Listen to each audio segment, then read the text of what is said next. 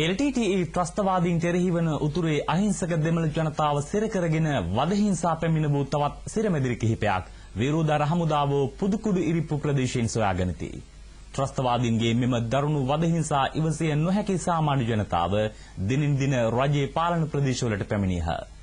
ත්‍රස්තවාදීන්ගේ අමානුෂික ක්‍රියාවන් පිළිබඳ පුදුකුඩු ඉරිප්පු සටන් පෙරමුණේ සිට අනුර දුරකුඹුර ගෙනෙන වාර්තාවක් සමග දැන් අප එක්වෙමු.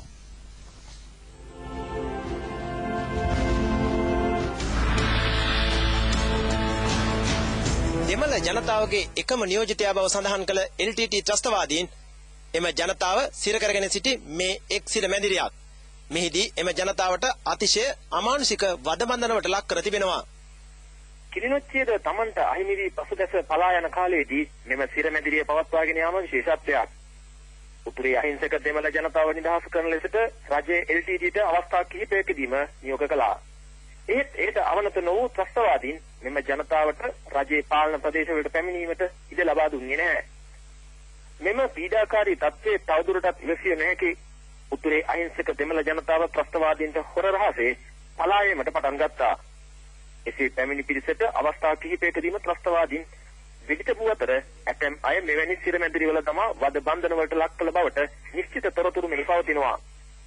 ඇතැමුන් ලණු වලින් ගැටගසා තිබූ බවට සාධකද තවම පවතිනවා. LTT ත්‍රස්තවාදීන් මෙහි සිර කරගෙන සිටි අහිංසක දෙමළ ජනතාව අන්ත දුක් විඳ තිබෙනවා. ඔවුන්ට නිදා ගැනීමට ස්ථානයක් හෝ ආහාර පාන හෝ නිසි පරිදි ලැබී නැහැ. LTT සිර කරගෙන සිටි මෙම ජනතාවට ලබා දී ඇත්තේ වතුර බෝතලයක්, කොට්ටයක් හා ඇඳ ඇතිරිල්ලක් පමණයි. සිරමැදිරිය අසලම LTT ඊනියා පොලිසියක්ද පවත්වාගෙන ගිය ආකාරය දැකිය හැකියි. LTT එකෙන් දෙමළ අහිංසක ජනතාවගෙන් බලෙන් ගත්ත කප්පන් මුදල් වල බිල් තමයි තියෙන්නේ. ඒ ගත්ත දිනේ ඊට අමතරව ඒ මිනිස්සු දැන් අහිංසක මිනිස්සු බලෙන් ගෙනද රඳවල තියෙන තනුත් මේකේ තියෙනවා. LTT කිසිදු පහසුකමක් ලබා නොදුන් මෙම ප්‍රදේශයේ අසරණ ජනතාව දශක කිහිපයක්ම ඉතා දුක්ඛිත ජීවිත ගත කර තිබෙනවා. එම ජනතාවගෙන් පවා කප්පම් ලබා ගැනීම, ව්‍යාජ ලෙස දඩ මුදල් අයැක්වීම වැනි කටයුතු වලින් LTT විමුක්තිකාමීත්වයේ තරම ලෝකයට ප්‍රදර්ශනය කිරීමක්.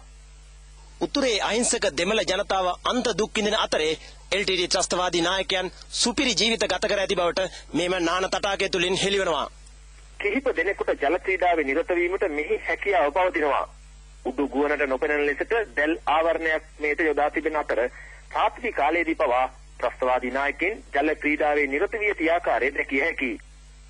අධික මුදලක් වැය කොට සුපිරි මට්ටමින් ඉදිකර තිබූ මෙම පිහිනුම් තටාකය අවත ප්‍රදේශයට සතෙකුට හෝ ඇතුළු විය නොහැකි පරිදි දැවැන්ත කටුකම්බි වැටකින් ආවරණය කර තිබෙනවා.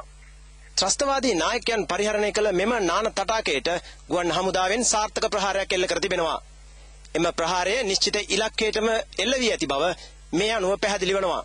දිය නෑමට තබා නිදහසේ ආහාර ගැනීමට පවා අවස්ථාවක් ලබා නොදී සිරමැදිරි තුල දමා ඇතැම් දෙමළ වැසියන් සිර කරගෙන සිටින අතරේ ත්‍රස්ත නායකයන් මෙසේ සුපිරි ජීවිත ගත කරමින් සිටි කාලයේද දැන් අවසානයට ළඟා වී තිබෙනවා.